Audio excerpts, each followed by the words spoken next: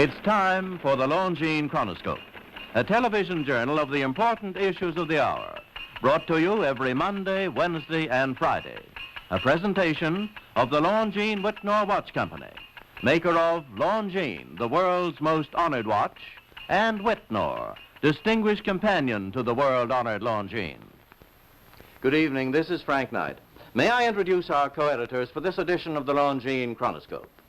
Larry Lasser, CBS News correspondent, and Kenneth Crawford, National Affairs Editor of Newsweek magazine.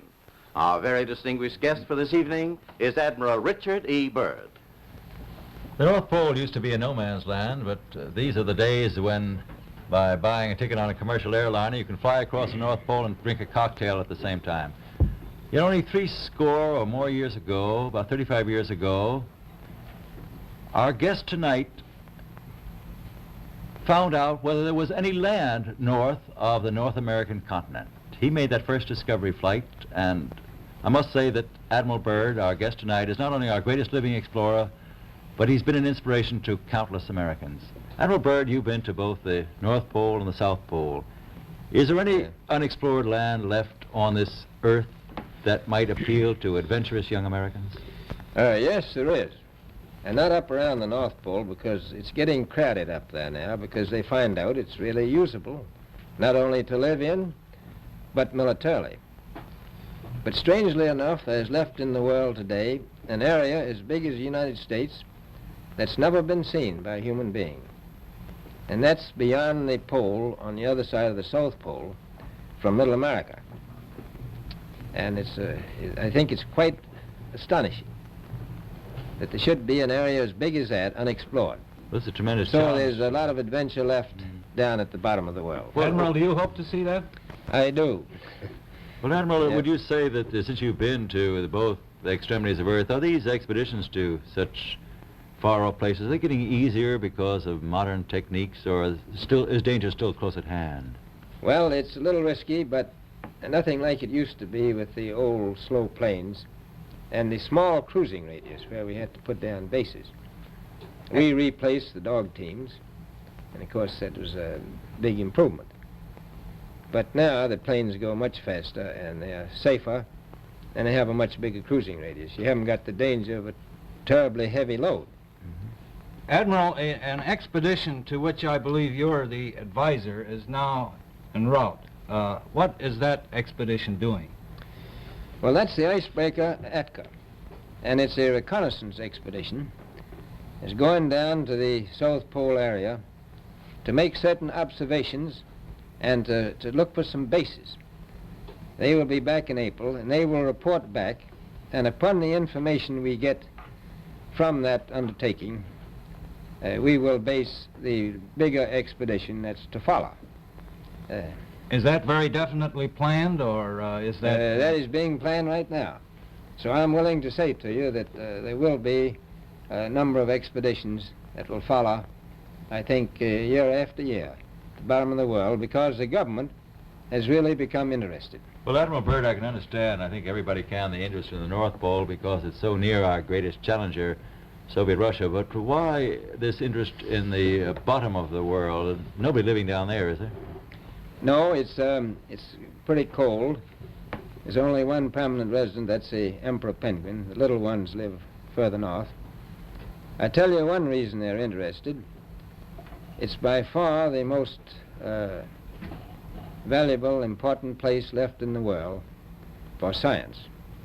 That's why the scientific groups all over the nation are really interested. But more important than that, it has to do with the future of the nation, those to come after us, or even during your lifetime, because it happens to be an untouched reservoir of natural resources. And, you know, as the world shrinks with an ever-increasing acceleration, far-flung places, once useless, like we thought the North Pole was, and no man's land, become very useful. The bottom of the world will be important, not only to us, but to our allies. I was going to ask you, does it have military importance? It has some, and as the world shrinks, it will continue to shrink with an ever-increasing acceleration. thus bringing these places closer. And in the future, I can see a time when it will be very, very important strategically. Well, has the development of air power increased the strategic importance of places like the very much Palmer so. Peninsula, we'll say? Very much so. Even now, if anything happened and we lost the Panama Canal, we would have to control the islands just north of Antarctica, which are part of Antarctica, and between there and Cape Horn.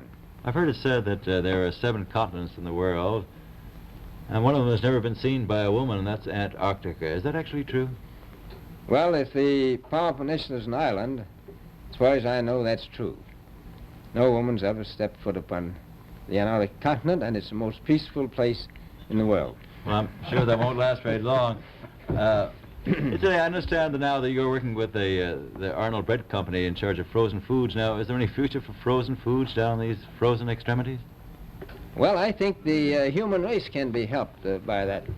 This was thought out by Dean Arnold, who's, in my opinion, a great humanitarian. He learned that we went down there after 4 or 5 years and finished a meal that we had left there on the table when we had evacuated Little America. Everything was perfect, including the bread. So he got the idea of this frozen bread, and already he sent some to Europe, and it worked very well over there for some of the starving people. So you can store it down to the Antarctic, and against the lean years, and you wouldn't have any people in the world really starving if you did that. Yes, in the event of an atomic war... You stay there forever. Admiral, you speak of the resources of Antarctica. What are they? What are the natural resources there?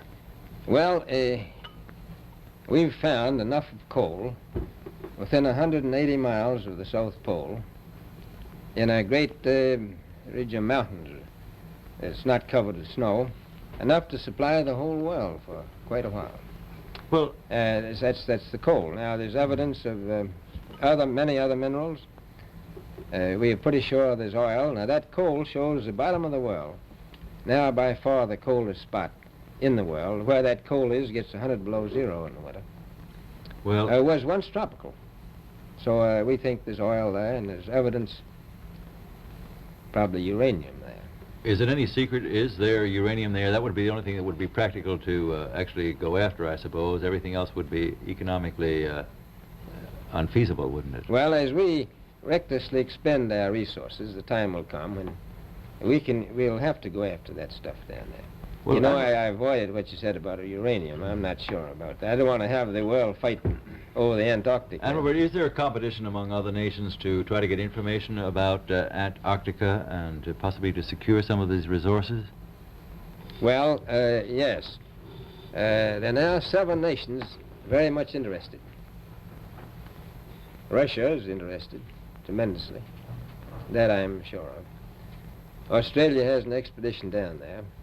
The Argentine, the Chile, New Zealand, Britain, and so on.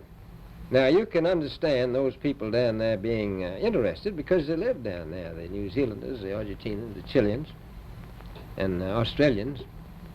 And so we don't do much about claiming anything. Admiral, you make this sound a little crowded. Are there that many expeditions now there or en route there? Well, you know, as I said, it's the most peaceful place in the world, but I don't think it will be for long because of this intense interest on the part of other nations and this nation. Well, Admiral Byrd, are private expeditions a thing of the past? Is expedition and exploration, making expedition and exploration now purely a government function because of the tremendous cost No, I of don't think organization? so. I think down south it may be more or less a thing of the past, but not other expeditions that go there. A lot of them go north now. This latest expedition now on the way is a government expedition, I take it. Yes, that's the government. Admiral Byrd, may I ask you, is there a great difference between the top of the world and the bottom of the world? There is. Now, the North Pole is the center of an ocean 10,000 feet deep.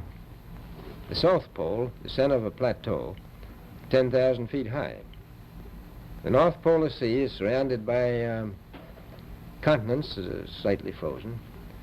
The Antarctic continent is surrounded by a belt of ice frozen seas of at least 1,200 miles thick.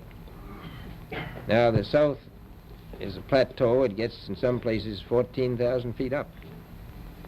I've been over areas about 13,000, and it's a little bit chilly up there. So there's that big difference between the top and bottom of the world. The north really isn't very cold up there on the Arctic Ocean. Not compared to the south. Admiral Byrd, we often hear it said that our young Americans now aren't as hardy as their forefathers. Do you think that Americans do measure up to the standards, the physical standards and morale standards of the past? I do. I don't believe that. I think they're just as hardy. Well, what would you say was the most valuable factor on an expedition? Is it morale, or physical courage, or is it sheer equipment? Well, I've always thought that loyalty was by far the most important trait. The British told me that when I first went down in 28, that I couldn't possibly get through the winter night without a mutiny if I took more than 20 men. But to serve science, I had to take 42 men. And then I took 56 the next time, and so on. So, and I did find that loyalty was the most important thing during the winter night when it's very hard on your nerves. I think that's trait. Well, that's a very valuable characteristic at any time. Well, thank you very much, Admiral Byrd. It's been a great pleasure to have you here tonight. It's a pleasure to be with you. Yeah. The opinions expressed on the Longines Chronoscope were those of the speakers. The editorial board for this edition of the Longines Chronoscope was Larry Lasser and Kenneth Crawford. Our distinguished guest was Admiral Richard E. Byrd.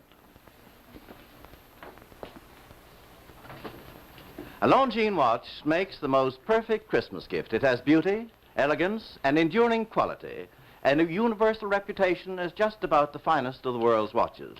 Now, actually, barring accident or abuse, the Longines watch that you give this Christmas will be better than new after 5 or even 10 years of daily use. Time holds no terrors for a Longines. The exquisitely finished watch movement defies normal wear and friction, achieves unsurpassed timekeeping accuracy and reliability. Thus does Longines inner quality match Longines outer elegance. Among the finest watches of the world, only Longines watches have won 10 World's Fair grand prizes, 28 gold medals, highest honors for accuracy in fields of precise timing. Cased in precious metals, styled in the best of good taste, a Longines watch is a joy to own, an enduring symbol of your affection, the perfect Christmas gift. Yet, you may buy and proudly give a Longines watch this Christmas for as little as $71.50. Visit your Longines Whitnor Jeweler Agency and make your selection. Longines, the world's most honored watch, the world's most honored Christmas gift. Premier product of the Longines Whitnor Watch Company. Since 1866, maker of watches of the highest character.